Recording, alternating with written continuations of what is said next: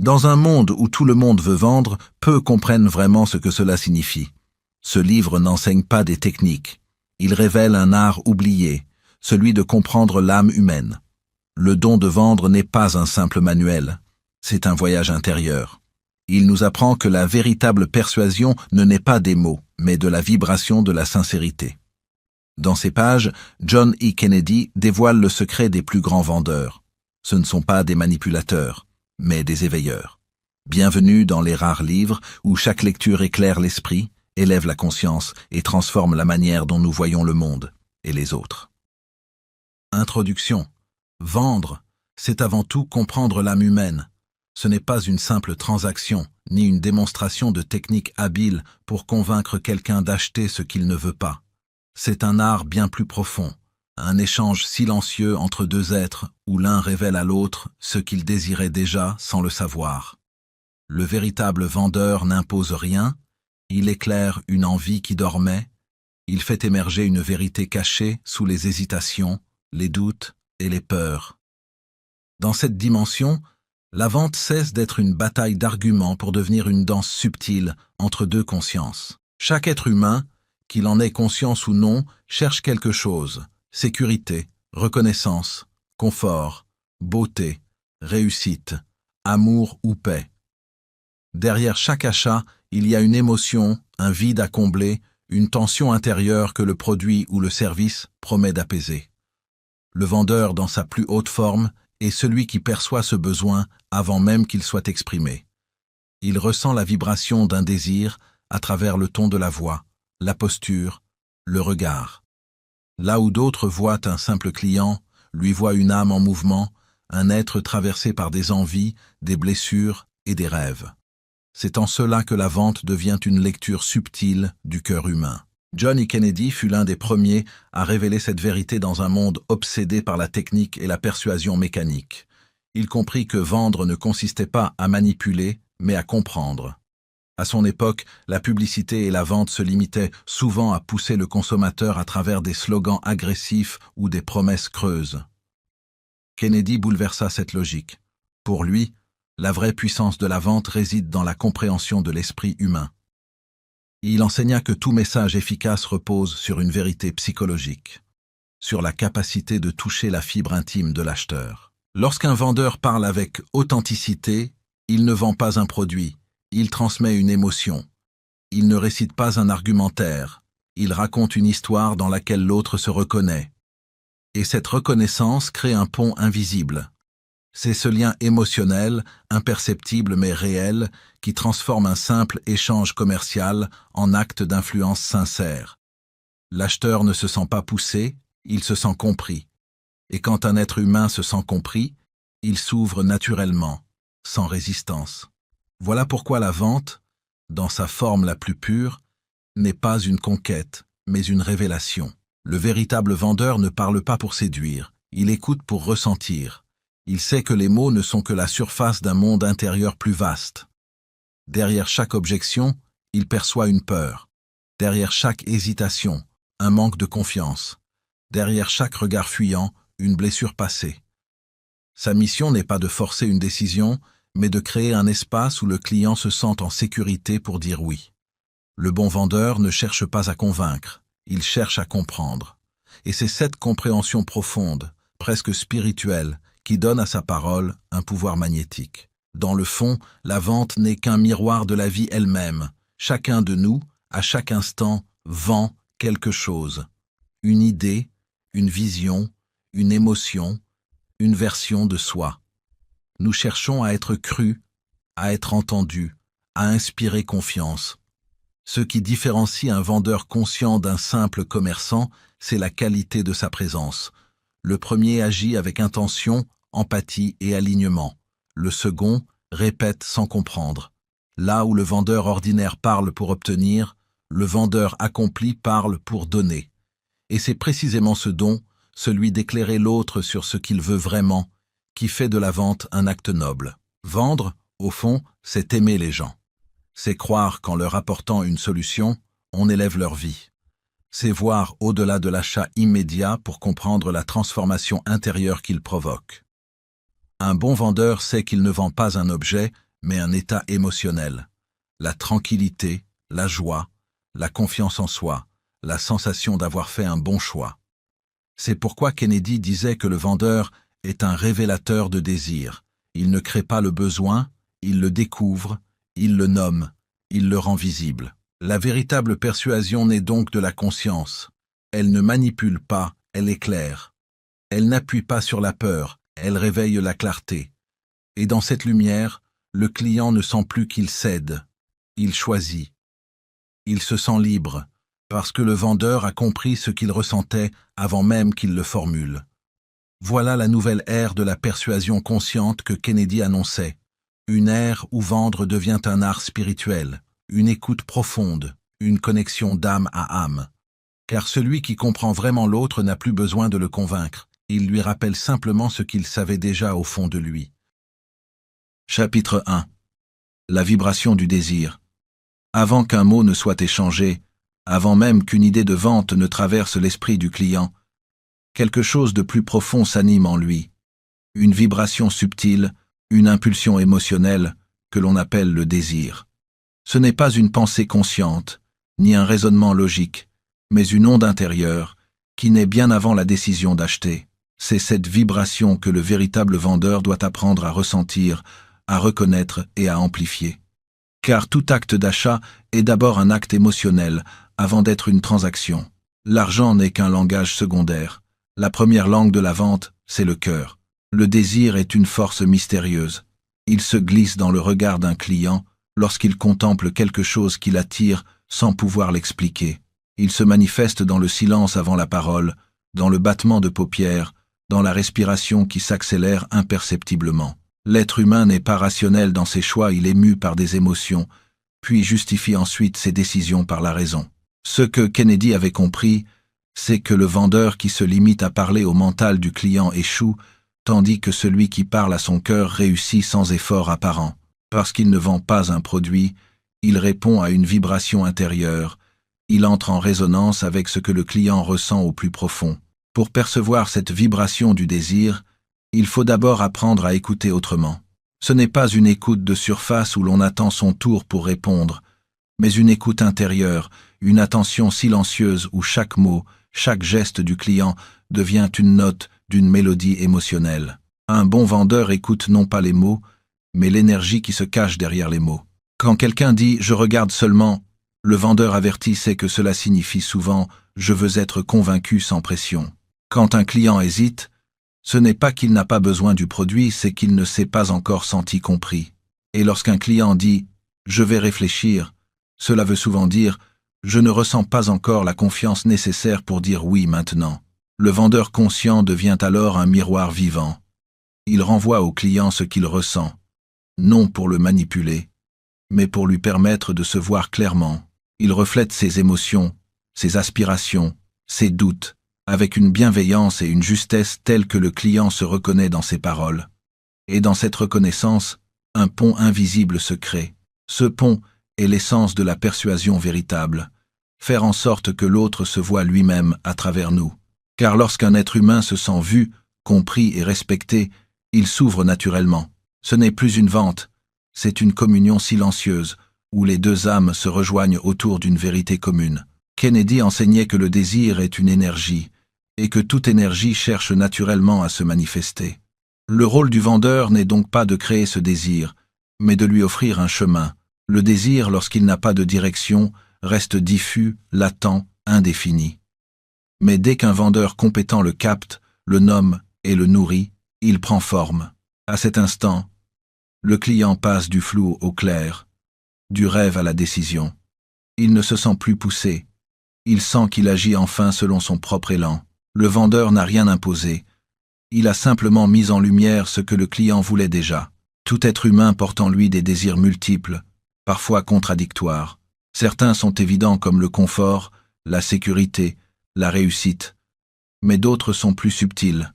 Le besoin de reconnaissance, la soif de nouveauté, le désir de réparer une frustration passée, de se prouver quelque chose à soi-même ou aux autres. C'est ici que la psychologie du vendeur entre en jeu. Pour comprendre la vibration d'un désir, il doit s'élever au-dessus du produit et plonger dans l'univers émotionnel du client. Pourquoi cette personne veut-elle cela maintenant? Qu'essaie-t-elle de combler, de compenser, d'exprimer? Chaque achat est une réponse inconsciente à une question intime. Et le vendeur est celui qui entend cette question avant qu'elle ne soit formulée. Il ne suffit donc pas de connaître le produit, il faut connaître la nature humaine. Car la même montre, la même voiture, la même maison ne sont jamais achetées pour les mêmes raisons. L'un achète une voiture pour se sentir libre, un autre pour se sentir respecté, un autre encore pour se rassurer sur sa réussite. L'objet n'a pas d'importance, c'est la signification qu'on lui attribue qui compte. Et cette signification, seul le vendeur conscient peut la découvrir en observant la vibration du désir. Mais cette observation demande une qualité intérieure rare, la présence. Être présent, c'est être pleinement là, sans attente, sans peur de perdre la vente, sans masque. C'est se connecter à l'instant, à la personne en face de soi, comme si elle était la seule au monde. Cette présence crée un champ énergétique dans lequel le client sent qu'il peut se détendre, qu'il ne sera pas jugé, qu'il peut être lui-même. Et c'est dans ce climat de sécurité émotionnelle que le désir se dévoile naturellement. Le désir humain est fragile, parfois dissimulé sous des couches de méfiance ou de raison. L'acheteur moderne, bombardé de publicité, se méfie de tout ce qui ressemble à de la manipulation. C'est pourquoi le vendeur d'aujourd'hui doit être psychologue avant d'être technicien. Il doit comprendre les émotions qui traversent le client. La peur de se tromper, la peur d'être dupe, la peur de regretter. Ce sont ces émotions, et non le prix ou les caractéristiques du produit, qui déterminent la décision finale. Quand un vendeur sait apaiser ses peurs, la porte du cœur s'ouvre. Et une fois cette porte ouverte, le désir trouve naturellement son expression dans l'acte d'achat. La vibration du désir est une fréquence subtile, semblable à une note musicale. Quand le vendeur entre en résonance avec cette note, la relation devient fluide, harmonieuse. Mais s'il est désaccordé, s'il parle trop vite, s'il force, s'il cherche à gagner au lieu de comprendre la dissonance, se crée immédiatement. Le client le ressent instinctivement, même sans savoir pourquoi. Il se ferme, il résiste, il dit « je vais réfléchir ». Ce n'est pas le produit qui a échoué, c'est la vibration qui s'est rompue. Ainsi, le vendeur doit d'abord se calibrer intérieurement. Il doit apprendre à ressentir avant d'agir, à écouter avant de parler, à observer avant d'interpréter. Sa mission n'est pas de déclencher un désir, mais d'harmoniser sa propre énergie avec celle du client. Quand il parle, ses mots ne sont plus des outils de persuasion, mais des prolongements naturels de cette harmonie. Chaque phrase devient une caresse verbale qui fait vibrer le cœur de l'autre. Et c'est dans cette alchimie invisible que réside la grandeur de la vente, dans la rencontre entre deux vibrations, celle du besoin et celle de la compréhension. Quand elles s'accordent, la transaction devient inévitable, pas parce que le vendeur a forcé, mais parce qu'il a su s'accorder à la musique intérieure du client. John A. Kennedy voyait la vente comme une science de l'émotion humaine. Pour lui, la clé du succès ne se trouvait pas dans les scripts ou les techniques, mais dans la capacité à ressentir. Il disait souvent qu'un bon vendeur écoute avec le cœur et non avec les oreilles. Car le cœur capte ce que la bouche tait. Le cœur sent quand quelqu'un désire profondément, même s'il nie, même s'il prétend ne pas avoir besoin. Le cœur perçoit la vérité derrière les apparences. Le vendeur qui a compris cela devient un artiste. Il ne se bat plus contre les objections, il les comprend. Il ne pousse plus vers la conclusion, il accompagne. Il ne cherche plus à gagner, il cherche à servir. Et ce service, lorsqu'il est sincère, déclenche une gratitude silencieuse chez le client qui se transforme naturellement en confiance et en achat. Tout acte de vente réussi repose donc sur une compréhension invisible, celle de la vibration du désir. Apprendre à la détecter, c'est apprendre à lire l'humain. C'est comprendre que derrière chaque choix matériel se cache une quête spirituelle. Derrière chaque besoin exprimé se dissimule une émotion ancienne.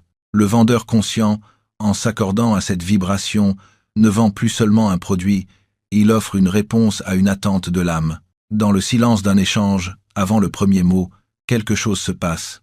Une connexion s'établit. Une résonance subtile unit deux êtres, comme deux instruments qui se répondent. Cette vibration-là, c'est le cœur battant de toute vente authentique. Et celui qui sait l'entendre, celui qui sait y répondre avec respect, n'a plus besoin de forcer le succès. Il le fait naître, naturellement, à partir de la plus belle des énergies humaines, celle du désir. Chapitre 2. Le langage silencieux de la confiance. La confiance ne s'achète pas, elle ne se demande pas, et surtout, elle ne se force pas, elle se ressent.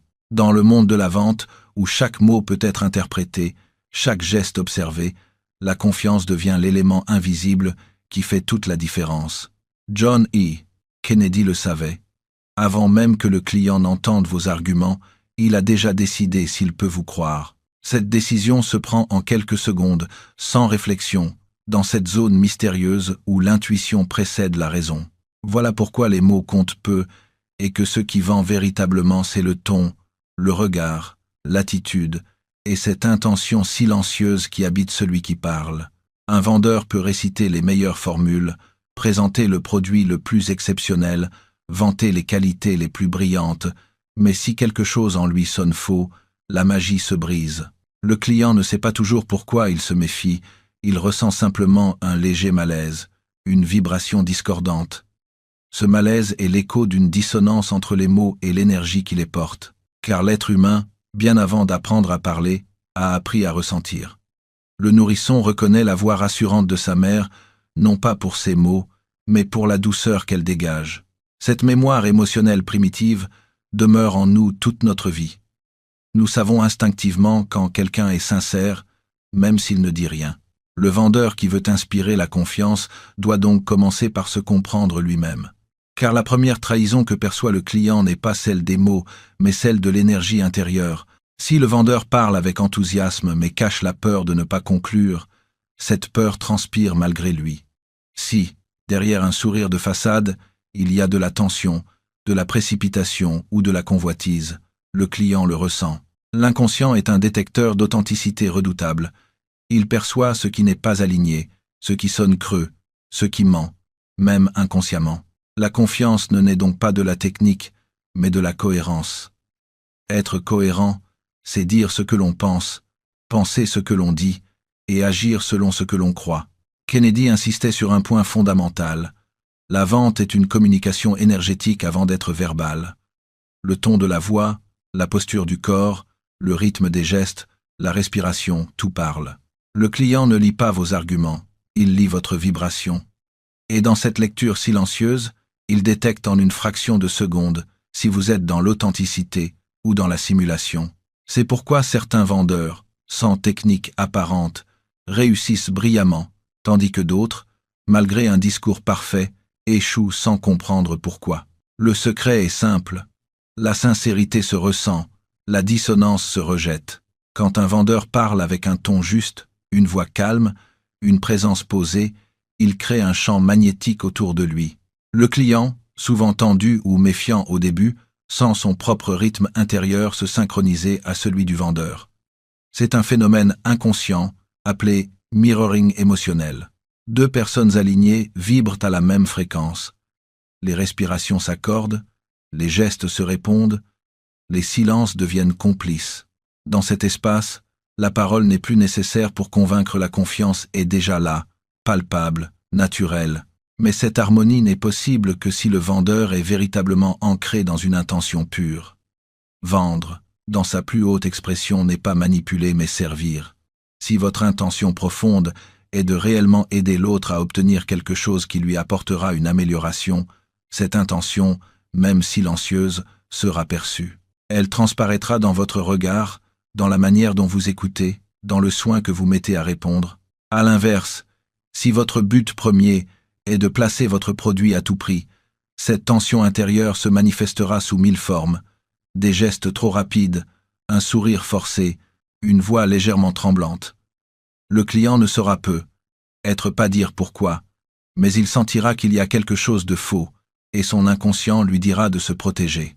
La confiance, c'est cette sensation que l'on peut s'abandonner un instant à la parole de l'autre sans craindre d'être trompé. C'est une suspension du doute, un relâchement du mental. Or, pour que le client puisse ressentir cela, il faut qu'il sente une stabilité émotionnelle en face de lui. Un vendeur nerveux, pressé ou en représentation crée l'effet inverse. Il ne communique pas la maîtrise, mais la peur. Et la peur est contagieuse. Si vous êtes tendu, votre client le devient. Si vous êtes calme, il se détend. Si vous êtes centré, il s'ouvre. La véritable confiance commence donc par une paix intérieure. Avant chaque rencontre, le vendeur conscient se recentre, respire, aligne son intention. Il se rappelle qu'il n'est pas là pour convaincre, mais pour comprendre. Il ne se dit pas « Comment puis-je vendre ?» mais « Comment puis-je aider cette personne à trouver ce dont elle a réellement besoin ?» Ce simple déplacement d'intention change tout, car lorsque le client sent que vous cherchez son bien et non le vôtre, il s'autorise à baisser la garde. Et c'est dans cet espace que la relation humaine peut naître. L'inconscient humain, dans sa sagesse, rejette tout ce qui n'est pas vrai. Il repère les contradictions entre le discours et le comportement. Si vous dites « je vous comprends » tout en consultant votre montre, le client ne vous croira pas. Si vous parlez de confiance mais que vos yeux fuient les siens, il doutera. Si vous dites « c'est à vous de décider » mais que votre ton trahit l'impatience, il se fermera. Le langage du corps, du souffle et du regard est plus éloquent que n'importe quelle phrase. C'est pourquoi les plus grands vendeurs développent une conscience aiguë de leur présence. Ils savent que chaque détail compte. La posture qui exprime l'ouverture plutôt que la domination, le regard franc plutôt que l'insistance, la respiration lente qui apaise plutôt que la précipitation qui met mal à l'aise. Cette maîtrise n'a rien de superficiel. Elle vient d'un travail intérieur sur soi. Car pour inspirer confiance, il faut d'abord être en paix avec sa propre vérité. On ne peut pas transmettre ce que l'on ne porte pas en soi. Kennedy observait que les meilleurs vendeurs ne parlaient pas forcément beaucoup. Ils savaient créer un silence habité, un espace dans lequel le client se sentait écouté sans être jugé. Dans ce silence, quelque chose d'essentiel se produit. Le client entend sa propre voix intérieure. Il commence à s'écouter lui-même, à comprendre ce qu'il désire vraiment. Le vendeur, par sa présence tranquille, devient le catalyseur de cette introspection. Il n'a pas besoin de parler fort, ni de convaincre, il suffit qu'il soit vrai. Être vrai, c'est ne pas jouer un rôle. C'est oser être soi, même dans l'incertitude. C'est parler avec son cœur, et non avec son ego. La vente, vue sous cet angle, devient un acte spirituel. Une rencontre entre deux consciences cherchant un terrain de vérité commune. Le vendeur n'essaie pas d'imposer sa vision, il cherche l'harmonie. Il écoute avec une attention sincère, sans interrompre, sans projeter. Et parce qu'il écoute vraiment, le client sent qu'il peut se livrer. Ce sentiment d'être compris est le premier pas vers la confiance. La confiance ne se gagne pas une fois pour toutes. Elle se construit à chaque instant, par des gestes simples, un regard franc, une promesse tenue, une écoute attentive, une parole donnée et respectée. Le client se souviendra toujours de ce qu'il a ressenti en votre présence, plus que de ce que vous avez dit. Et ce souvenir émotionnel, qu'il soit positif ou négatif, déterminera la relation future. Beaucoup pensent que la vente se joue au moment de la signature. Kennedy affirmait le contraire. La vente se joue dans les 10 premières secondes, avant même que le client ne comprenne pourquoi il a confiance. C'est là que tout se décide, dans ce micro-espace de ressenti où l'inconscient évalue votre sincérité. Cette évaluation n'est pas rationnelle, elle est instinctive. Et ce que le client ressent au niveau instinctif, aucune argumentation ne peut le contredire. Ainsi, la clé du langage silencieux de la confiance, c'est la congruence. Être congruent, c'est être aligné entre ce que l'on pense, ce que l'on dit et ce que l'on fait. C'est ne pas feindre l'assurance quand on doute, mais reconnaître avec humilité ce que l'on ignore. C'est ne pas promettre plus que l'on peut tenir. C'est refuser la dissimulation, même quand elle semble avantageuse à court terme. Cette intégrité se perçoit, et c'est elle qui crée la confiance durable. Le client n'achète pas seulement un produit, il achète une émotion, une certitude, un sentiment de sécurité. Il veut sentir qu'en vous faisant confiance, il ne sera pas trahi. C'est pourquoi la transparence devient l'arme la plus puissante du vendeur authentique. Dire la vérité, même si elle ne plaît pas toujours, est infiniment plus convaincant que d'embellir la réalité, car la vérité a une vibration propre, elle apaise. Le mensonge, lui, crée toujours une tension perceptible. John E. Kennedy voyait dans la confiance le cœur battant de toute relation commerciale. Pour lui, vendre, c'était tisser un lien humain avant de conclure une affaire. Ce lien est invisible, mais réel. Il repose sur le respect mutuel, sur la reconnaissance de l'autre non comme un moyen, mais comme une fin. Quand cette reconnaissance existe, la vente devient un acte naturel, presque inévitable, car elle s'inscrit dans un courant d'énergie positive. Le vendeur conscient sait que chaque rencontre est un test de vérité. Il ne se demande pas comment convaincre, mais comment être juste. Il sait que la confiance ne se décrète pas, qu'elle se ressent dans le silence entre les mots, dans la chaleur d'un regard, dans la constance d'une présence. Et quand cette confiance est là, elle agit comme une force tranquille. Le client cesse de se protéger, il s'ouvre, il écoute, il dit oui. Pas parce qu'il a été persuadé, mais parce qu'il a été rassuré. Voilà le langage silencieux de la confiance. Ce murmure invisible entre deux êtres, cette vibration d'authenticité que rien ne peut contrefaire. C'est la parole du cœur qui parle au-delà des mots, la vérité intérieure qui se reconnaît d'une âme à l'autre. Celui qui la maîtrise n'a plus besoin de séduire, il inspire. Et dans le monde de la vente, inspirer, c'est déjà avoir conquis la plus belle des victoires, celle du respect et de la confiance sincère. Chapitre 3. L'art d'écouter au-delà des mots. Dans le monde de la vente, la plupart croient que le pouvoir se trouve dans la parole. Ils s'efforcent de trouver la phrase parfaite, l'argument décisif, la réplique qui fera céder le client. Mais ceux qui réussissent vraiment, ceux qui marquent les esprits et transforment une conversation en engagement sincère, savent que la clé ne se trouve pas dans le fait de parler, mais d'écouter. Écouter vraiment. Pas ce que dit la bouche, mais ce que dit le silence, ce que raconte la respiration, ce que trahissent les yeux. L'art d'écouter au-delà des mots, c'est l'art de comprendre avant même que l'autre n'exprime. C'est l'art de ressentir, d'anticiper, de pénétrer dans le cœur de l'être humain avec une douceur et une attention qui inspirent naturellement confiance. L'écoute véritable n'est pas une action mécanique. Ce n'est pas simplement se taire pendant que l'autre parle.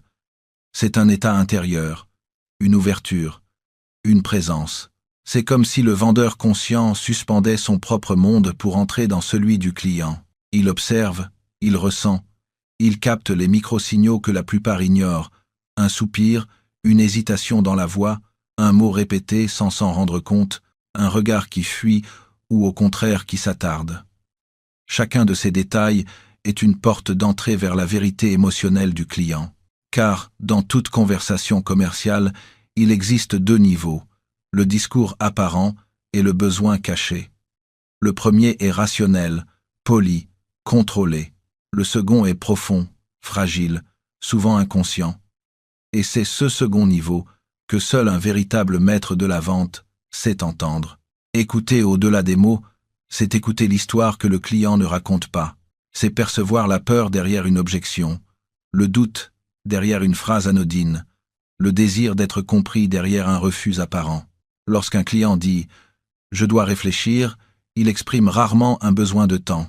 Il dit souvent « je ne suis pas encore rassuré » ou « je veux être sûr que vous me voyez comme une personne, pas comme une commission ».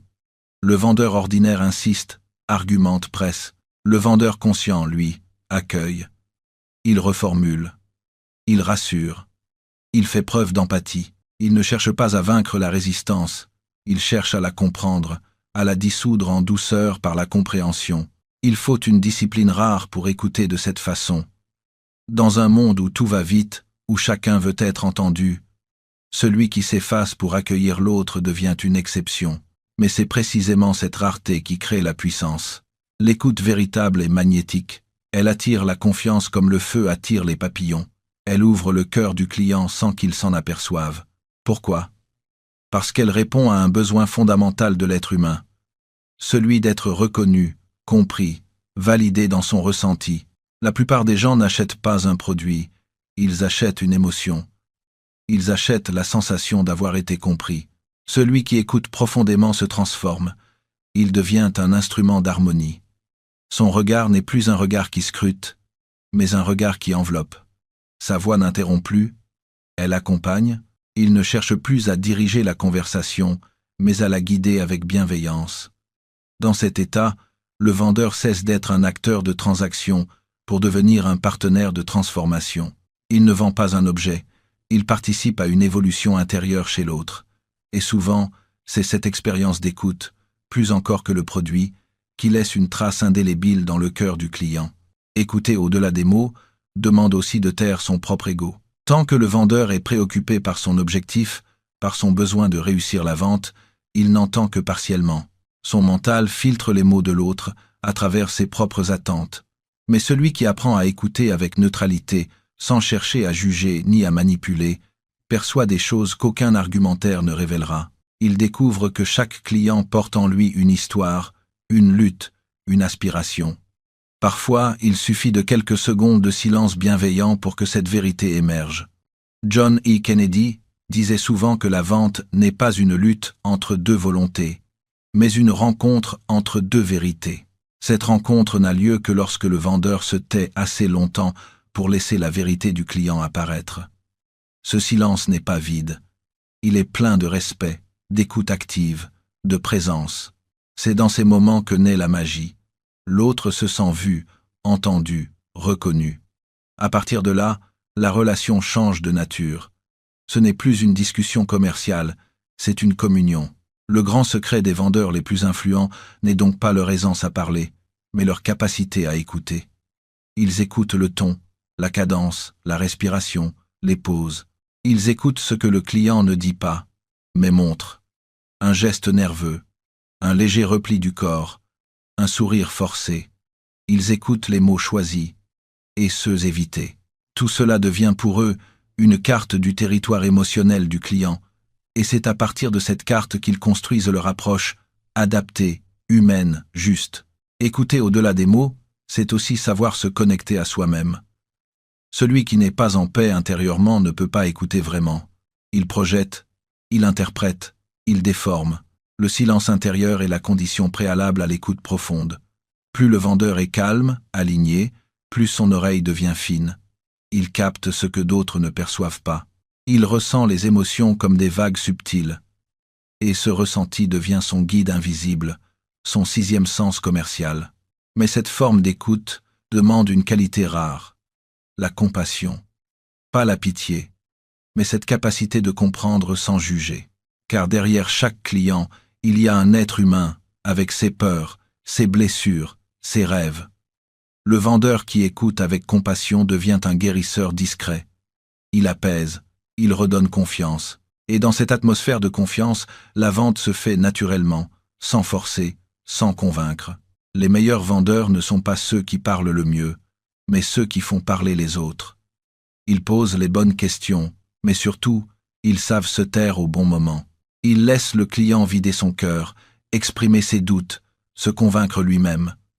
Ils savent que la parole du client a plus de poids que la leur, car ce n'est pas celui qui parle le plus qui a raison, mais celui qui se sent entendu.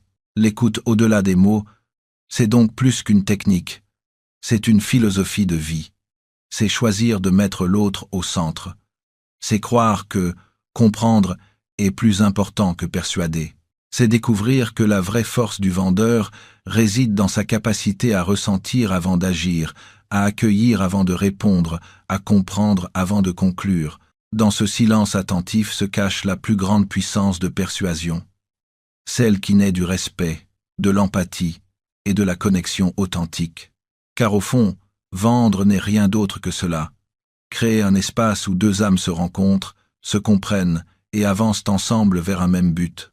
Et dans ce face-à-face sincère, ce n'est pas le meilleur parleur qui gagne, mais celui qui écoute le plus profondément. Chapitre 4. L'ego, ennemi du vendeur. Le plus grand obstacle à la réussite d'un vendeur ne se trouve pas dans la concurrence, ni dans les objections des clients, ni dans les crises économiques. Non, l'adversaire le plus redoutable réside à l'intérieur même de celui qui vend, c'est l'ego. Cet ego subtil, déguisé en ambition, en confiance excessive ou en besoin de reconnaissance, qui pousse à vouloir convaincre plutôt que comprendre, à briller plutôt qu'aider, à prouver plutôt qu'écouter. Et tant que cet ego reste aux commandes, la vente perd son âme, car on ne peut servir deux maîtres à la fois, son orgueil et le bien du client. Le véritable vendeur celui qui inspire et transforme, a compris que la persuasion n'est pas une guerre à gagner, mais une danse à accompagner. L'ego aime dominer. Il veut avoir raison, il veut imposer sa vérité, il veut sentir qu'il contrôle la situation. Dans le contexte de la vente, cela se traduit par un excès d'arguments, un besoin de tout expliquer, de tout justifier, de démontrer que son produit est le meilleur, que son opinion est la plus éclairée. Mais ce besoin de convaincre à tout prix crée une tension invisible. Le client se sent réduit, pressé, piégé. Plus le vendeur parle, plus l'autre se ferme. Plus il insiste, plus l'autre se défend. Car personne n'aime se sentir manipulé ou forcé à penser d'une certaine manière. Le désir d'achat, pour naître, a besoin d'espace. L'ego, lui, occupe tout l'espace. L'humilité, au contraire, ouvre les portes. L'humilité n'est pas faiblesse, elle est puissance tranquille. Elle permet au vendeur de se détacher de l'idée de performer pour simplement se concentrer sur la compréhension de l'autre. L'humilité dit « Je ne suis pas là pour te prouver quelque chose. Je suis là pour t'écouter, te comprendre et t'aider à voir plus clair. » Cette posture désarme, car elle rompt avec le schéma classique du vendeur en représentation. L'humilité rend le vendeur humain et donc accessible. Elle transforme une transaction en relation, une argumentation en dialogue. John E. Kennedy enseignait que l'ego est l'ennemi silencieux de la persuasion. L'ego empêche d'entendre les véritables besoins du client car il détourne l'attention vers soi. Tant que le vendeur pense à sa commission, à son image, à la peur d'échouer, il n'écoute plus vraiment. Il réagit au lieu de ressentir. Il parle pour se rassurer au lieu de répondre à ce que l'autre exprime. Il devient rigide, mécanique, prévisible. Et le client, souvent inconsciemment, le perçoit. Car l'être humain a une sensibilité naturelle aux intentions. Il sent quand quelqu'un cherche à le servir et quand quelqu'un cherche à se servir de lui. Le vendeur dominé par l'ego pense que convaincre, c'est dominer. Mais la vraie persuasion, la persuasion consciente, ne naît jamais de la domination. Elle naît du respect. Elle naît de la capacité à accompagner quelqu'un vers sa propre conclusion, à faire éclore son propre désir. Le vendeur humble n'impose pas sa vérité. Il révèle celle du client. Il guide, sans forcer. Il éclaire, sans aveugler. Il sait que la décision appartient toujours à l'autre. Et cette liberté donnée devient paradoxalement sa plus grande force. Quand l'ego est au centre, tout devient personnel. Une objection devient une attaque. Un refus devient une humiliation. Un client difficile devient un ennemi à vaincre. Mais lorsque l'ego se tait, le vendeur comprend que rien n'est personnel. Chaque non n'est qu'une étape. Chaque résistance n'est qu'une peur à apaiser. Chaque hésitation n'est qu'un signe d'humanité. Le vendeur libre de son ego reste calme, stable, centré. Il ne se laisse pas emporter par le besoin de prouver sa valeur. Il n'a plus rien à défendre, donc il peut tout entendre. Et c'est précisément cette sérénité qui crée la confiance. L'ego empêche aussi la croissance, car celui qui croit tout savoir, qui pense déjà être le meilleur, ne progresse plus. Il répète les mêmes gestes, les mêmes phrases, persuadé que son style est infaillible. Mais la réalité du marché, comme celle des relations humaines, change sans cesse. Le vendeur qui apprend à se remettre en question, à observer, à s'adapter, celui-là reste vivant. L'humilité devient alors le moteur de son évolution. Elle lui permet d'apprendre de ses erreurs, d'écouter les retours, de s'enrichir des expériences des autres.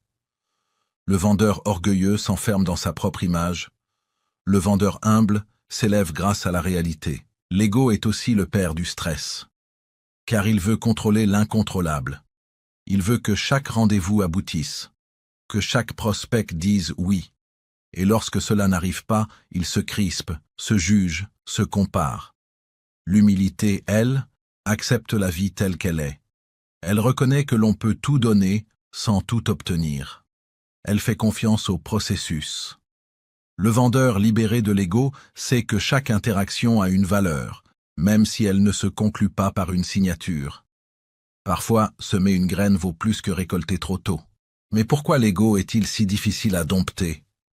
Parce qu'il se cache souvent derrière des masques séduisants. la motivation, l'assurance, la fierté professionnelle. Ces qualités, en apparence positives, deviennent des pièges lorsqu'elles sont alimentées par la peur de ne pas être assez.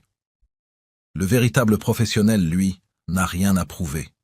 Il agit par service, pas par orgueil. Il cherche la justesse, pas la gloire. Et cette pureté d'intention le rend naturellement charismatique.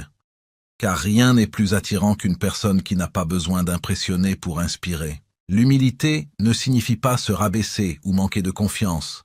C'est simplement reconnaître que la vente n'est pas à propos de soi. C'est à propos de l'autre. C'est comprendre que le rôle du vendeur est de créer un pont entre un besoin et une solution, entre une aspiration et une réponse. Ce pont ne peut être solide que s'il repose sur la sincérité. Et la sincérité ne peut exister que lorsque l'ego se retire. L'ego ment, même sans le vouloir. L'humilité dit toujours la vérité. Le vendeur qui transcende son ego devient un observateur attentif.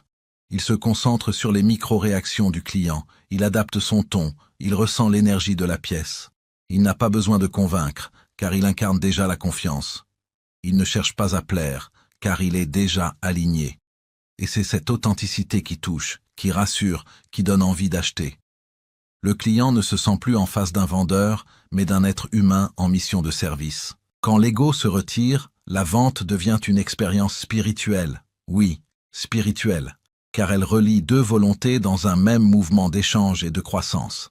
L'un donne, l'autre reçoit, mais dans ce processus, les deux s'élèvent.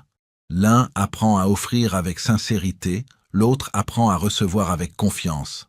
C'est dans cet espace que la magie de la vente consciente opère. Il faut du courage pour dompter son ego, car cela demande de se regarder en face, de reconnaître ses failles, ses insécurités, ses désirs cachés. Cela demande d'accepter que le succès le plus durable ne vient pas de la conquête des autres, mais de la maîtrise de soi. Kennedy voyait la vente comme une école de transformation personnelle. Chaque client devient un miroir, chaque refus, une leçon, chaque rencontre, une opportunité d'affiner son être. Et plus le vendeur grandit intérieurement, plus ses résultats extérieurs s'élèvent. En fin de compte, le véritable vendeur n'argumente pas, il guide. Il ne cherche pas à prouver, mais à éclairer. Il ne lutte pas pour convaincre, il aide à comprendre. Il ne cherche pas la victoire, mais l'harmonie. Et cette posture, née du calme intérieur, est la plus puissante de toutes. Car dans un monde saturé de voix qui crient pour se faire entendre, celui qui parle peu mais écoute avec le cœur devient inoubliable. L'ego est le bruit. L'humilité est la musique. Le vendeur conscient choisit la musique. Chapitre 5. Le champ énergétique de la persuasion. Il existe, entre deux êtres humains, un espace invisible où tout se joue avant même que les mots ne soient prononcés. Cet espace, c'est le champ énergétique de la persuasion. Il est ce champ magnétique subtil, formé par les émotions, les pensées, l'intention et la présence. Bien avant que le vendeur n'ouvre la bouche, avant même qu'un argument ne soit formulé, le client perçoit quelque chose. Une vibration. C'est cette vibration, cette fréquence intérieure, qui dit la vérité là où les mots peuvent mentir. Le véritable vendeur, celui qui comprend la nature profonde de la persuasion, sait que l'acte de vendre ne commence pas par un discours, mais par un état d'être. Chaque mot, chaque regard, chaque silence émet une vibration. Lorsque le vendeur est tendu, inquiet, désaligné, cette tension se communique instantanément. Même si le ton reste poli, même si le sourire est forcé, l'autre sent le déséquilibre. Le client ne sait peut-être pas pourquoi il se méfie, pourquoi il se ferme, mais il sent que quelque chose ne sonne pas juste. À l'inverse, lorsqu'un vendeur parle avec calme, confiance et intégrité, cette harmonie se propage autour de lui comme un parfum invisible. Les gens se détendent, s'ouvrent, se sentent compris, sans même savoir pourquoi. C'est cela, le véritable champ énergétique de la persuasion. Une influence subtile, douce, mais irrésistible, parce qu'elle vient de la cohérence intérieure. Kennedy comprenait profondément ce phénomène. Pour lui, la vente n'était pas une bataille d'arguments, mais un transfert d'énergie. Si l'esprit du vendeur est confus, ses mots le seront aussi. Si son cœur est sincère, sa voix portera cette sincérité. Ce que le client achète, ce n'est pas seulement un produit ou un service, mais l'énergie qui l'accompagne. Un vendeur calme inspire confiance. Un vendeur enthousiaste éveille le désir. Un vendeur stressé provoque la fuite.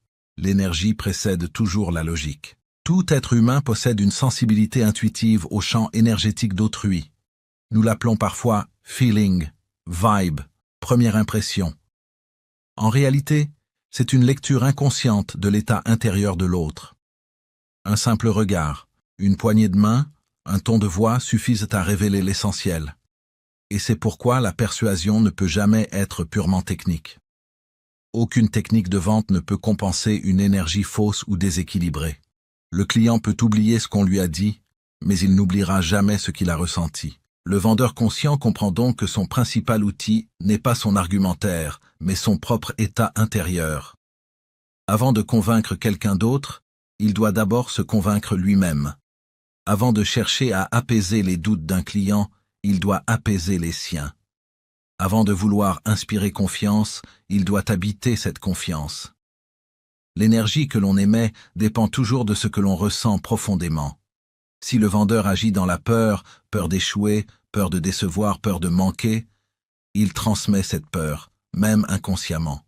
Elle se glisse dans ses gestes, ses mots, ses silences, et le client, lui, la ressent. À l'inverse, vendre dans la paix intérieure crée un impact durable. La paix est contagieuse, elle rassure, elle inspire, elle attire. Quand un vendeur parle depuis un espace de calme et de certitude, il n'a plus besoin de forcer. Les gens ressentent sa stabilité comme un refuge. Ils perçoivent que cet être ne cherche pas à les manipuler, mais à les servir. Il ne pousse pas, il propose. Il ne contraint pas, il accompagne. Sa présence devient magnétique, car elle résonne avec ce que tout être humain cherche, la sécurité, la clarté, l'honnêteté. Mais comment atteindre cet état intérieur? Comment vendre depuis la paix plutôt que depuis la peur? Cela commence par une discipline émotionnelle. Le vendeur doit apprendre à observer ses propres pensées avant d'entrer en contact avec un client. S'il se sent stressé, il doit respirer, se recentrer, rappeler à son esprit que sa mission n'est pas de réussir une vente, mais d'aider une personne à résoudre un problème. Ce simple changement d'intention modifie complètement la vibration qu'il émet, car l'énergie suit toujours l'intention. Si l'intention est pure, servir, comprendre, apporter une valeur réelle, alors le champ énergétique devient lumineux et apaisant. Chaque rencontre devient alors une forme de méditation active. Le vendeur conscient ne se laisse pas envahir par la peur du résultat. Il se concentre sur la qualité de sa présence, sur la sincérité de son écoute, sur la justesse de ses réponses. Il entre dans un état d'unité, où le temps semble ralentir, où chaque mot devient juste, où chaque geste est naturel. Dans cet état, la persuasion cesse d'être un effort, elle devient une conséquence. La vérité de son énergie attire naturellement la confiance, comme un aimant attire le métal. Il y a aussi un aspect profondément spirituel dans ce champ énergétique de la persuasion. Car ce que nous appelons influence n'est, en réalité, que la circulation de l'énergie entre deux consciences. Lorsqu'un vendeur agit avec amour de son travail, respect de l'autre et foi en ce qu'il offre, il transmet beaucoup plus qu'un argument commercial. Il transmet une vibration d'honnêteté. Et cette vibration touche directement l'âme du client. Les plus grandes ventes ne se font pas dans la tête, mais dans le cœur. Ce n'est pas la logique qui convainc, c'est la résonance intérieure. Kennedy enseignait que la véritable persuasion n'est jamais une conquête, mais une connexion. Et cette connexion ne peut exister que lorsque deux champs énergétiques s'accordent. Si le vendeur est centré, il attire naturellement les clients qui vibrent à la même fréquence. C'est pour cela que certains vendeurs semblent chanceux. Ils ne forcent rien. Ils laissent les opportunités venir à eux, simplement parce qu'ils émettent une vibration claire, cohérente, authentique. Mais cela demande de la maîtrise. car notre énergie est influencée par notre état émotionnel, par nos croyances, par nos pensées. Un vendeur en colère attire la résistance. Un vendeur dans la peur attire le doute. Un vendeur dans la gratitude attire l'abondance. Tout ce que nous vivons intérieurement se reflète extérieurement. Le champ énergétique est un miroir. Pour devenir maître de sa persuasion, il faut donc devenir maître de son énergie. Cela ne signifie pas devenir un robot sans émotion, mais un être conscient de ses émotions. La peur peut être observée, la colère peut être transformée, le doute peut être apaisé. Le vendeur qui apprend à respirer profondément avant chaque interaction, à visualiser la réussite, à cultiver la gratitude, crée un champ énergétique pur et puissant.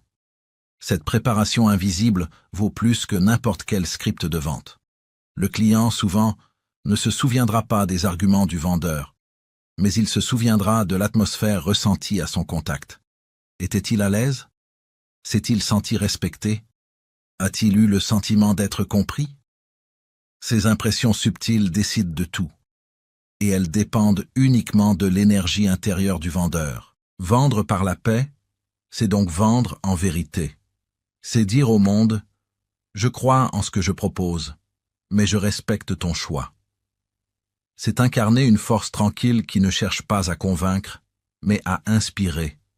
Et cette inspiration est la forme la plus haute de persuasion. Car ce n'est plus une lutte de volonté, mais une rencontre d'âme. Le vendeur qui agit depuis la peur se vide, il se fatigue, il s'épuise, car il se bat contre la réalité. Il force les portes qui ne veulent pas s'ouvrir. Il multiplie les discours inutiles. À l'inverse, celui qui agit depuis la paix se remplit. Il donne sans s'épuiser, car il tire sa force d'une source intérieure inépuisable. Il sait que la persuasion véritable est un art énergétique, pas une stratégie mécanique. Le champ énergétique de la persuasion, c'est la reconnaissance que tout commence à l'intérieur. Ce que nous sommes crie plus fort que ce que nous disons. Si le vendeur vibre la confiance, la compassion, la clarté, alors ces mots deviennent des instruments de lumière. S'il vibre la peur, la pression, la manipulation, alors ces mots deviennent du bruit. Tout commence par le silence intérieur, ce silence d'où jaillit la puissance tranquille de la présence authentique. Et lorsque cette présence est installée, la persuasion devient naturelle. L'autre se sent compris, respecté, en confiance. Il n'a plus besoin d'être convaincu. Il se convainc lui-même, car il ressent la vérité de l'énergie qu'on lui transmet. Ce moment, subtil et sacré, est le cœur de la vente consciente. Le vendeur ne conquiert plus le client, il l'accompagne vers sa propre clarté. Ainsi, vendre par la paix plutôt que par la peur, c'est comprendre que la véritable persuasion ne se crie pas, elle se rayonne. Elle n'est pas dans le volume de la voix, mais dans la vibration du cœur. C'est là que réside le don suprême de la vente selon Kennedy. Non pas manipuler les esprits, mais élever les âmes. Chapitre 6. L'alignement intérieur, vendre ce que l'on croit. Il existe une vérité profonde que tout grand vendeur finit par découvrir au fil du temps. On ne peut pas inspirer confiance dans quelque chose que l'on ne croit pas soi-même. La vente, dans son essence la plus pure, n'est pas une transaction commerciale, mais une transmission d'énergie. Et cette énergie ne circule librement que lorsque le vendeur est aligné avec ce qu'il propose. L'alignement intérieur, c'est cette cohérence parfaite entre ce que l'on pense, ce que l'on ressent et ce que l'on exprime. C'est la racine invisible de toute persuasion authentique. Quand elle est absente, le client le sent, même sans comprendre pourquoi. Quand elle est présente, la confiance naît spontanément. Beaucoup de vendeurs échouent, non pas parce qu'ils manquent de talent, mais parce qu'ils manquent d'alignement. Ils parlent d'un produit ou d'un service qu'ils ne respectent pas vraiment, qu'ils ne consomment pas eux-mêmes, qu'ils ne considèrent que comme un moyen de gagner de l'argent. Leur bouche dit « c'est le meilleur », mais leur cœur murmure « je n'en suis pas sûr ». Et cette dissonance énergétique, imperceptible mais réelle, se propage immédiatement. L'autre le ressent. Il ne sait pas exactement ce qui cloche, mais il sent que quelque chose ne sonne pas juste. À l'inverse, un vendeur profondément convaincu n'a pas besoin d'efforts. Sa sincérité parle pour lui. Son regard, son ton, sa posture émettent une certitude tranquille. Il n'a pas besoin de surjouer la confiance, car il la vit. Ce genre de conviction n'a rien d'agressif ni de manipulateur. Elle est naturelle, magnétique. Elle attire l'attention sans l'imposer, parce qu'elle repose sur une vibration d'authenticité. Kennedy expliquait que l'honnêteté vibratoire est la forme la plus haute de persuasion. Ce concept, bien qu'ancien, reste révolutionnaire. Il ne s'agit plus simplement d'être honnête dans le sens moral, mais d'être vibratoirement vrai. C'est-à-dire que chaque mot, chaque geste, chaque silence émane d'une cohérence intérieure. L'honnêteté vibratoire ne peut pas être imitée. Elle se ressent, elle se vit, elle ne se fabrique pas. Le client moderne, qu'il le sache ou non, cherche cette vibration. Dans un monde saturé de publicité, de promesses creuses et de slogans sans âme, la sincérité devient une denrée rare. Les gens sont fatigués d'être persuadés. Ils veulent être compris. Et pour qu'un vendeur comprenne vraiment son client, il doit d'abord se comprendre lui-même. Il doit se poser cette question essentielle. Est-ce que je crois en ce que je vends? Est-ce que je ressens une réelle valeur dans ce que je partage? Si la réponse est non, alors il ne vend pas. Il triche, même inconsciemment. Il joue un rôle, et ce rôle crée une tension entre son cœur et ses mots. C'est pourquoi les vendeurs qui réussissent durablement ne vendent jamais pour vendre. Ils incarnent ce qu'ils proposent. Le produit devient une extension naturelle de leurs convictions personnelles. Ils ne récitent pas un argumentaire, ils partagent une expérience. Imagine un vendeur de livres qui parle d'un ouvrage qu'il a lu, qui l'a transformé, qui lui a ouvert les yeux. Son regard s'illumine en le décrivant, son ton devient vibrant, son corps entier raconte avant même ses mots. Le client ne sent pas qu'on lui vend un livre, il sent qu'on lui transmet une flamme. Cette différence subtile est le cœur de la persuasion consciente. L'alignement intérieur ne se limite pas au produit. Il concerne aussi la manière dont on vend, la raison pour laquelle on le fait. Vendre sans foi, c'est mécanique. Vendre avec foi, c'est spirituel. Quand un vendeur agit dans le but sincère d'apporter de la valeur à la vie de quelqu'un, son intention change la nature même de l'échange. Il ne cherche plus à convaincre, mais à servir. Il ne cherche plus à manipuler, mais à éclairer. Et cette intention pure transforme tout. Le ton devient plus doux, les gestes plus calmes, la relation plus humaine. Le client ne se sent plus comme une cible, mais comme une personne. Il ressent qu'il n'est pas là pour être vendu, mais pour être aidé. Et c'est cette sensation de respect profond qui ouvre le cœur et déclenche la décision d'achat. Le vendeur aligné ne force jamais, il inspire. Il ne pousse pas, il attire. Parce que son énergie est claire, cohérente et sincère. Mais pour atteindre cet état, il faut parfois remettre en question ce que l'on fait. Beaucoup de vendeurs s'aperçoivent qu'ils ne croient pas vraiment en ce qu'ils proposent. Certains vendent par nécessité, d'autres par habitude, d'autres encore parce qu'ils pensent n'avoir pas le choix. Kennedy disait « Si tu ne crois pas en ce que tu vends, tu ne vends pas, tu t'épuises. » L'absence d'alignement use l'âme. Elle crée une fatigue invisible, car chaque mot prononcé contre sa propre vérité crée une résistance intérieure. L'alignement intérieur exige du courage.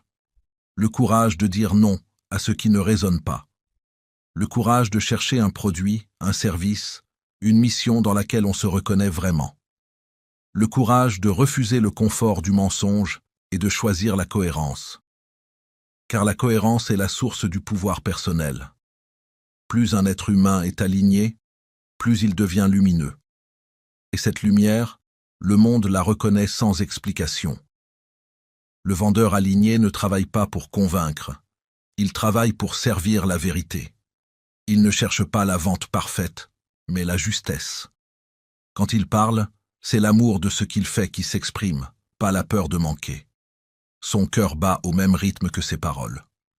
Cette unité intérieure rend sa persuasion irrésistible, non parce qu'elle manipule, mais parce qu'elle apaise. Elle dissout les résistances naturelles du client. Le secret, c'est que l'alignement crée la confiance avant même que le discours commence. Le client ne se sent pas en face d'un vendeur, mais d'un être humain vrai. Il sent qu'il n'y a pas de masque, pas de calcul, pas de pression. Ce sentiment de sécurité émotionnelle ouvre toutes les portes. Car au fond, tout achat est un acte de confiance. Et la confiance ne peut exister que là où règne l'authenticité. Cette notion d'honnêteté vibratoire est profondément spirituelle. Elle nous rappelle que tout échange humain est un échange d'âme. Vendre, c'est offrir une part de soi. Et pour que cet échange soit juste, cette part doit être vraie. Si le vendeur ment, il perd une partie de son intégrité. S'il trahit sa propre conviction, il se vide. Mais s'il parle avec son cœur, s'il croit sincèrement que ce qu'il vend peut aider, il se nourrit en même temps qu'il nourrit les autres. C'est cela, le cercle vertueux de l'alignement intérieur. Kennedy disait souvent que la conviction est une lumière. Elle ne se prouve pas, elle se ressent. Et cette lumière, quand elle est authentique, peut percer les résistances les plus épaisses. Même un client sceptique finit par s'adoucir devant une foi sincère. Car la foi, pas la foi religieuse, mais la foi en la valeur de ce qu'on apporte, est contagieuse. Elle touche le cœur sans passer par la raison. L'alignement intérieur transforme également la manière dont on perçoit le refus. Un vendeur désaligné vit chaque « non » comme une blessure. Il y voit un rejet personnel. Mais un vendeur aligné comprend que le refus n'est qu'une résonance manquée, pas un échec. Il sait que chaque produit, chaque message, chaque énergie attire ceux qui lui correspondent. Ainsi, il ne se décourage pas. Il continue à rayonner, sachant que les bonnes personnes viendront, naturellement. Le véritable pouvoir du vendeur ne réside pas dans ses techniques, mais dans sa vérité. Et la vérité ne se construit pas, elle s'incarne. Elle se nourrit d'expérience, de sincérité, de cohérence. C'est pourquoi les plus grands vendeurs ne sont pas forcément ceux qui parlent le mieux, mais ceux qui vivent ce qu'ils disent. Leur authenticité est palpable, leur passion est réelle, leur intention est pure. Vendre ce que l'on croit, c'est honorer le lien humain avant tout. C'est refuser la manipulation pour choisir la connexion. C'est préférer la sincérité à la performance. Car à long terme, seule la vérité construit la confiance. Et la confiance, elle, construit la réussite durable. Quand un vendeur est aligné, il ne vend plus un produit, il partage une conviction. Il devient un messager du sens, un transmetteur d'énergie positive. Il parle avec le cœur, il agit avec le respect, il inspire par sa présence. Et cette inspiration est la forme la plus puissante de persuasion. En fin de compte, l'alignement intérieur n'est pas seulement une stratégie de vente, c'est un art de vivre. C'est choisir d'être vrai dans un monde de façade. C'est parler depuis l'âme plutôt que depuis la peur. C'est comprendre que la plus belle chose qu'un être humain puisse vendre, c'est sa propre foi dans ce qu'il fait. Car celui qui croit profondément dans ce qu'il offre ne vend plus. Il rayonne. Et son rayonnement, silencieux mais puissant, attire naturellement ceux qui ont besoin de ce qu'il propose. Voilà pourquoi l'alignement intérieur n'est pas seulement la clé de la persuasion, c'est la clé de la paix intérieure. Chapitre 7. Le timing invisible de la décision. Il existe un instant mystérieux dans toute interaction humaine, une frontière silencieuse, où le doute bascule vers la certitude, où le peut-être devient un oui sincère. Cet instant, invisible mais décisif, c'est le cœur du métier de vendeur. Le véritable vendeur, celui qui comprend la psychologie humaine, sait que la persuasion ne réside pas dans les mots, ni dans les techniques apprises, mais dans la capacité à ressentir le bon moment. Le timing n'est pas une stratégie, c'est une intuition, un art intérieur presque spirituel. C'est la faculté rare de sentir quand l'âme de l'autre est prête à s'ouvrir. Et dans cet espace fragile, le vendeur ne pousse pas, il accompagne. Il devient le témoin d'une décision qui se forme naturellement, comme une fleur qui éclot sans contrainte. Le client ne décide jamais au hasard. Chaque décision, même la plus simple, résulte d'un long processus émotionnel, souvent inconscient. Le cerveau rationnel invente des raisons, mais le cœur décide toujours en premier. Ce que le grand vendeur comprend, c'est que le moment du oui se prépare bien avant la signature ou l'achat.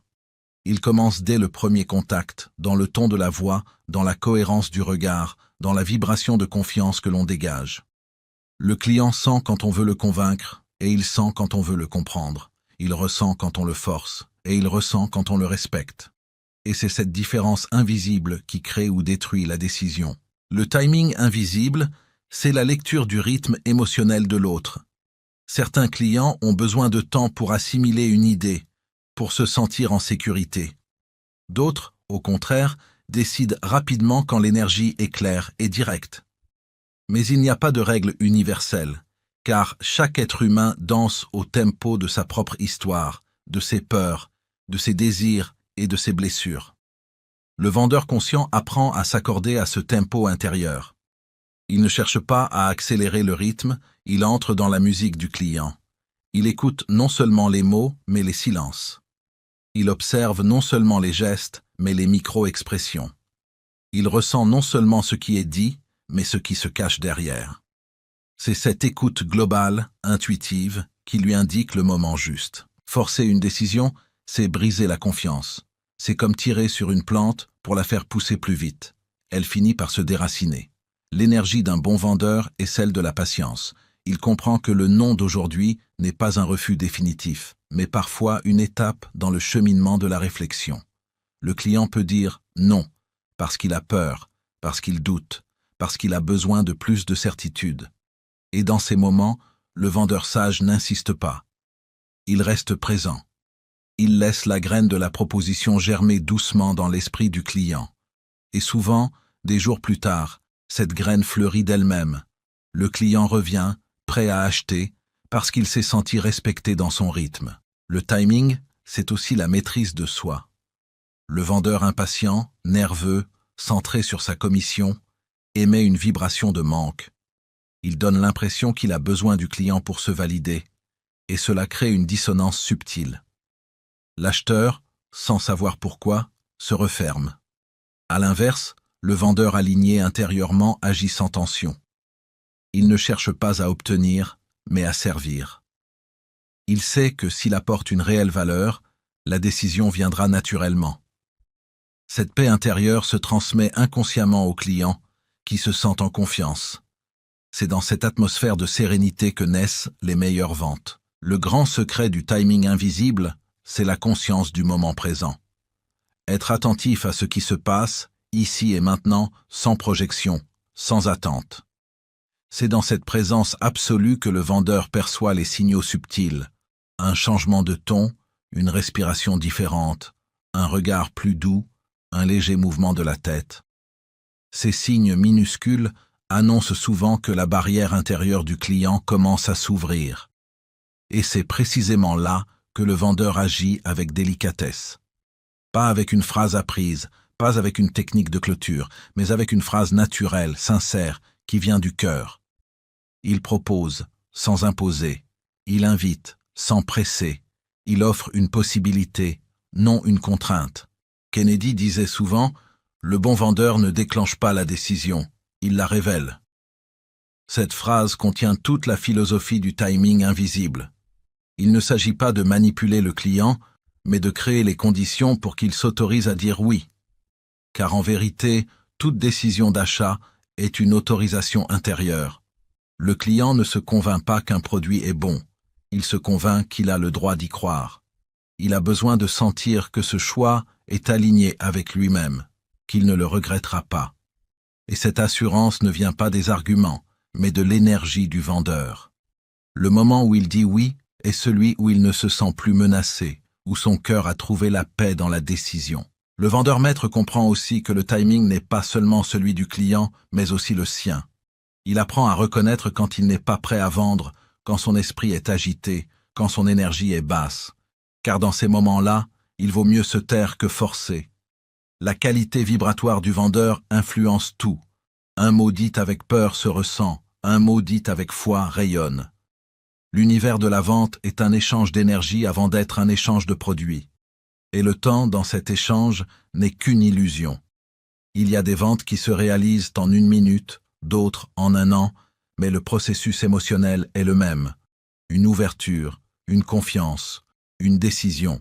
Le timing invisible demande une grande maturité émotionnelle. Il faut être capable d'abandonner l'idée de contrôle. Il faut accepter que l'autre soit libre. Et paradoxalement, c'est dans cette liberté que le client se sent le plus en sécurité. Le vendeur qui ne cherche pas à posséder le moment finit toujours par l'obtenir. Le temps devient son allié. Il n'est plus pressé, car il sait que tout arrive quand l'énergie est juste. Son calme devient magnétique. Le client, inconsciemment, perçoit cette stabilité et s'y aligne. C'est comme deux fréquences qui s'accordent. Quand le vendeur vibre sur la note de la patience, le client finit par chanter la note de la décision. Le timing invisible, enfin, est un acte de foi. Croire que chaque rencontre a un sens. Croire que le non n'est pas une défaite, mais une étape vers un meilleur oui. Croire que servir sincèrement vaut mieux que convaincre rapidement. Le vendeur qui incarne cette foi devient un artisan du lien humain, un bâtisseur de confiance, un catalyseur de transformation. Il ne vend pas seulement un produit, il aide l'autre à s'autoriser à croire en ce qu'il désire vraiment. Ainsi, l'art du timing n'est pas une question de technique, mais de conscience. Il s'agit de sentir quand la porte du cœur est prête à s'ouvrir et d'y entrer avec douceur. Car dans toute vente véritable, il y a une rencontre d'âme, un échange d'énergie, un moment sacré où le désir trouve son expression juste. Et c'est dans ce moment, fugace mais lumineux, que le grand vendeur accomplit sa mission. Non pas vendre, mais révéler, au bon moment, la décision que le client portait déjà en lui. Chapitre 8. L'alchimie émotionnelle du vendeur maître. Il existe une force invisible qui sépare les vendeurs ordinaires des maîtres de la persuasion. Ce n'est ni le talent oratoire, ni la technique, ni même la connaissance du produit. C'est la capacité à transformer les émotions en énergie constructive.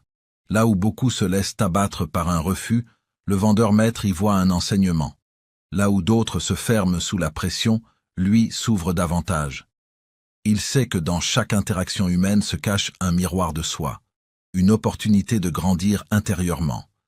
La vente, pour lui, n'est pas un simple échange économique, c'est un laboratoire spirituel où s'expérimente l'alchimie la plus précieuse, celle de l'émotion transformée en sagesse. L'alchimie émotionnelle commence par une prise de conscience fondamentale. Tout vendeur, aussi compétent soit-il, rencontrera le rejet. Le non fait partie du chemin. Mais ce qui différencie les grands, c'est la manière dont ils réagissent à ce non. Le vendeur ordinaire le prend personnellement. Il se sent diminué, blessé, injustement jugé.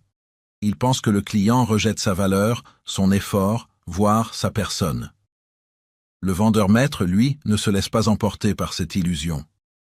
Il comprend que le refus ne lui appartient pas. Ce n'est pas lui qui est rejeté, mais une proposition, un moment, une émotion.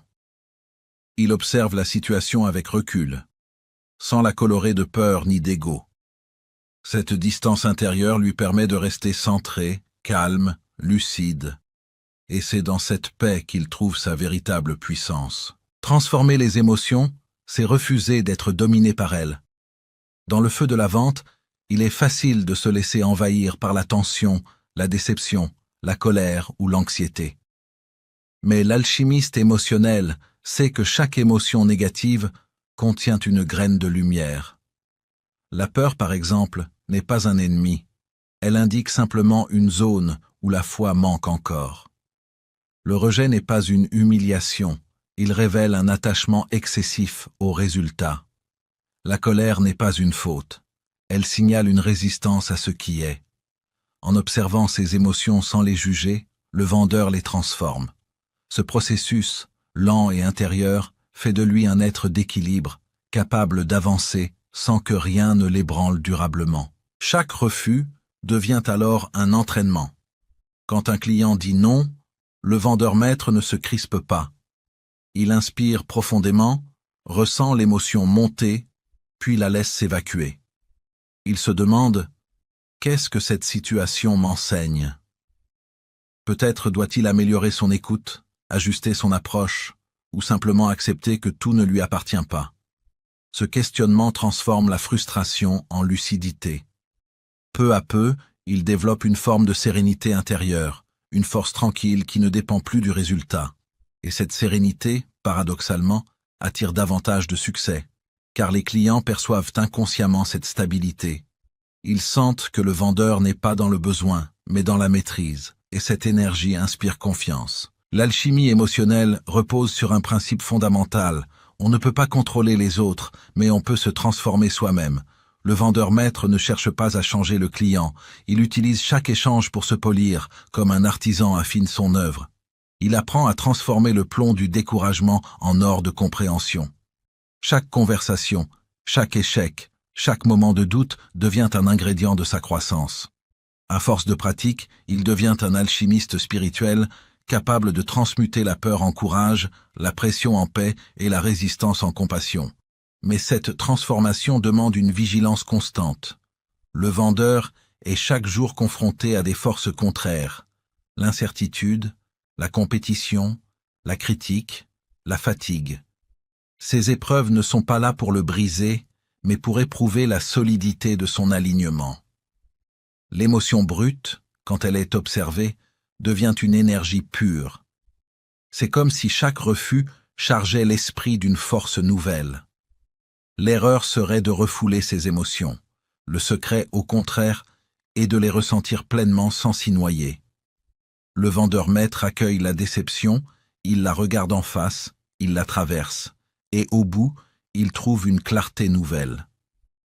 C'est cette transparence intérieure qui lui permet d'avancer sans amertume. L'alchimiste émotionnel n'agit pas par instinct, mais par conscience. Lorsqu'il sent la peur monter, peur de ne pas conclure, peur d'être rejeté, peur de perdre la face, il ne la fuit pas, il la respire. Il comprend que la peur est une réaction naturelle du mental face à l'inconnu. Il la remercie même, car elle lui rappelle qu'il est en train de grandir. Cette attitude change tout. Là où d'autres se contractent, lui s'ouvre davantage. Là où d'autres cherchent à compenser, lui reste dans la vérité, et cette posture, rare, crée un champ énergétique puissant. Le client, même sans le savoir, sent cette authenticité, et cela l'apaise. La colère aussi peut devenir un maître. Quand un client se montre injuste, exigeant ou désagréable, la réaction la plus commune est de se défendre ou de fuir. Mais le vendeur accompli choisit une autre voie, celle de la compassion. Il comprend que la colère du client ne parle pas de lui, mais de la souffrance intérieure de l'autre. En ne répondant pas à la violence par la violence, il désamorce la tension et restaure l'harmonie. C'est une véritable transmutation émotionnelle. Convertir la friction en connexion. Ce pouvoir de transformation émotionnelle rend le vendeur non seulement efficace, mais profondément humain. Le rejet, quant à lui, devient une initiation. Chaque « non » prononcé par un client apprend au vendeur à se détacher du résultat, à aimer l'action pour elle-même. C'est en traversant 1000 refus qu'on apprend à ne plus vendre pour soi, mais pour servir. L'alchimie du vendeur maître, c'est d'aimer même les moments d'échec, parce qu'il y voit une occasion de raffiner sa vibration. Au lieu de se dire « j'ai perdu », il se dit « j'ai appris ». Cette attitude, répétée jour après jour, forge un état d'esprit inébranlable. À long terme, ce mental d'acier devient son plus grand atout, car rien ne peut plus l'atteindre durablement. Le vendeur alchimiste ne se laisse pas envahir par la fatigue émotionnelle non plus. Il sait se régénérer, se ressourcer, retrouver le calme intérieur après chaque journée. Il médite, il respire, il se recentre. Il comprend que vendre, c'est échanger des énergies, et qu'il doit purifier la sienne pour rester limpide. Il ne garde pas les émotions des autres en lui. Il les laisse passer, comme l'eau d'une rivière qui coule sans s'arrêter. C'est cette hygiène émotionnelle qui lui permet de durer, de rester lumineux et inspirant même après des années dans un environnement compétitif. L'alchimie émotionnelle, enfin, repose sur un amour profond du métier. Le vendeur maître aime les gens, même ceux qui disent non. Il aime le processus, pas seulement le résultat. Il voit dans chaque interaction une chance de mieux comprendre l'âme humaine. Il sait que la vente, au fond, n'est qu'un prétexte pour apprendre à aimer sans condition. Aimer le client, aimer l'échange, aimer la vie dans toute sa complexité. C'est cette attitude, noble et rare, qui fait de lui un être magnétique. Les clients sentent sa lumière, sa sincérité, sa paix. Ils ne savent pas toujours pourquoi, mais ils ont envie de lui dire oui. Transformer ses émotions, c'est devenir maître de soi. Et devenir maître de soi, c'est devenir maître du monde. Car la vente n'est qu'un miroir de la vie. Celui qui apprend à rester en paix dans la tempête finit toujours par guider les autres vers la clarté. Le vendeur maître est un alchimiste moderne. Il ne transforme pas le plomb en or matériel, mais l'émotion brute en or spirituel. Il fait de chaque interaction un acte de transformation intérieure. Et c'est pour cela qu'il ne vend jamais vraiment. Il inspire, il élève, il guérit. Ainsi, la vraie réussite dans la vente ne se mesure pas aux chiffres, mais à la qualité d'être. Chaque refus traversé sans rancune, chaque émotion transmutée sans fuite, chaque moment de tension accueilli avec sagesse, forge un caractère lumineux. Le vendeur maître, à la fin, devient plus qu'un professionnel. Il devient un être éveillé, conscient de la puissance créatrice de ses émotions. Et c'est cette lumière intérieure, discrète mais irrésistible, qui finit par ouvrir toutes les portes, sans effort, sans lutte, simplement par la force tranquille de l'alchimie émotionnelle. Vendre n'a jamais été, dans sa véritable essence, une affaire de manipulation, de chiffres ou de stratégie. C'est avant tout un acte d'amour, un don conscient, une offrande d'énergie, une communion entre deux êtres. Le véritable vendeur ne cherche pas à obtenir quelque chose du client, il cherche à lui donner. Donner une solution, donner une émotion, donner un éclairage qui apaise une inquiétude ou réveille un espoir. Chaque échange devient alors une forme d'art spirituel, une danse subtile entre la confiance et la compréhension. Celui qui vend avec le cœur ne force jamais, il inspire. Il n'impose pas, il révèle. Et c'est cela, le véritable don de vendre, faire émerger chez l'autre la conviction qu'il mérite ce qu'il désire. John E. Kennedy, dans sa vision avant-gardiste, voyait déjà la vente non pas comme une mécanique froide, mais comme une science du cœur. Il comprenait que l'humain n'achète pas pour posséder, mais pour ressentir. Derrière chaque acte d'achat, il y a un besoin profond d'être reconnu, compris, valorisé. Le vendeur accompli, celui qui a transformé son métier en vocation, devient le catalyseur de cette transformation émotionnelle. Il ne se contente pas de proposer un produit, il offre une expérience de clarté. Il aide le client à se reconnecter à lui-même, à se souvenir de ce qu'il veut vraiment. C'est pourquoi le don de vendre est avant tout le don de voir. Voir l'autre dans sa vérité, sans jugement, sans calcul. Chaque mot prononcé dans une vente porte une vibration. Quand il vient du mental, il est sec, mécanique, sans âme. Mais quand il vient du cœur, il touche, il ouvre, il guérit parfois. Le vendeur qui parle avec amour transmet plus qu'une idée. Il transmet une énergie. C'est cette énergie que le client ressent avant même de comprendre les mots.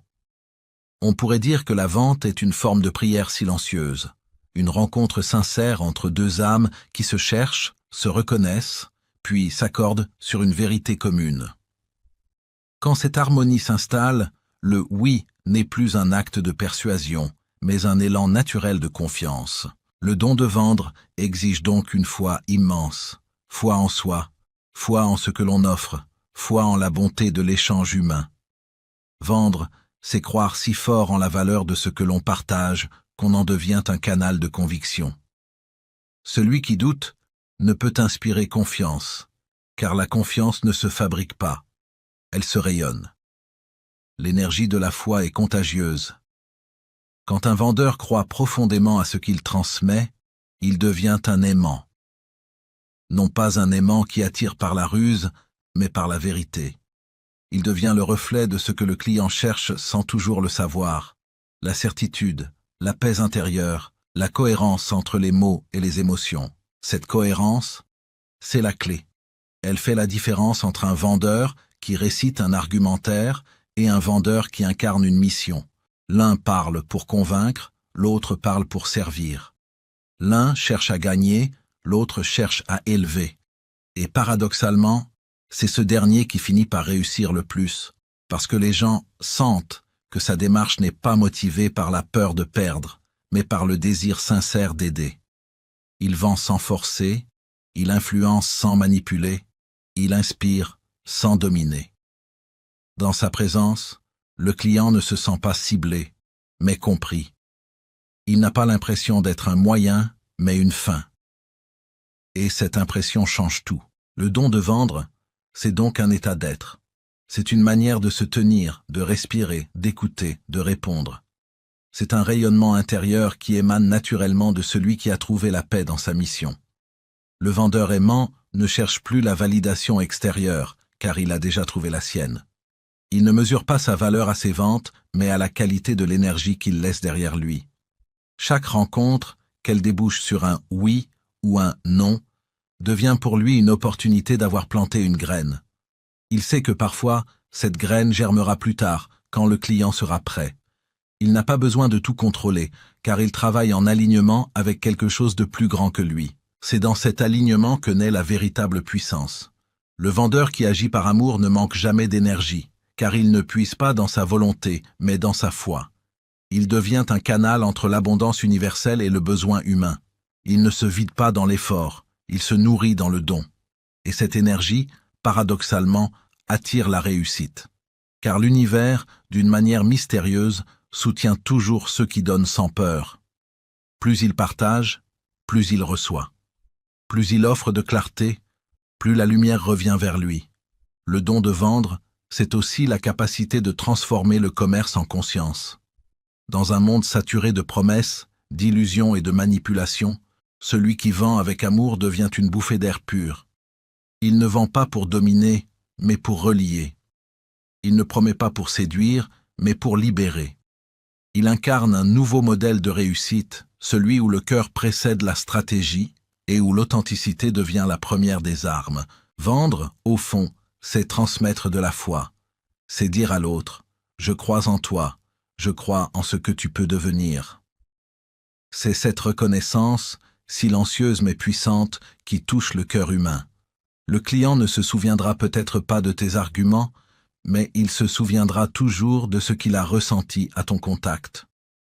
Et s'il a ressenti la confiance, la paix, la sincérité, alors tu as déjà vendu bien plus qu'un produit. Tu as transmis une lumière. Alors, retiens cette vérité ultime. Le don de vendre est un don d'amour. C'est l'art de croire en ce que tu partages, d'y mettre ton âme entière et de laisser ton énergie faire le reste. Quand tu vends avec ton cœur, tu n'as plus besoin de convaincre, tu rayonnes, et ce rayonnement est irrésistible. Le monde n'a pas besoin de plus de vendeurs, il a besoin de plus de porteurs de lumière. Crois en ta lumière, et le monde croira en ton message.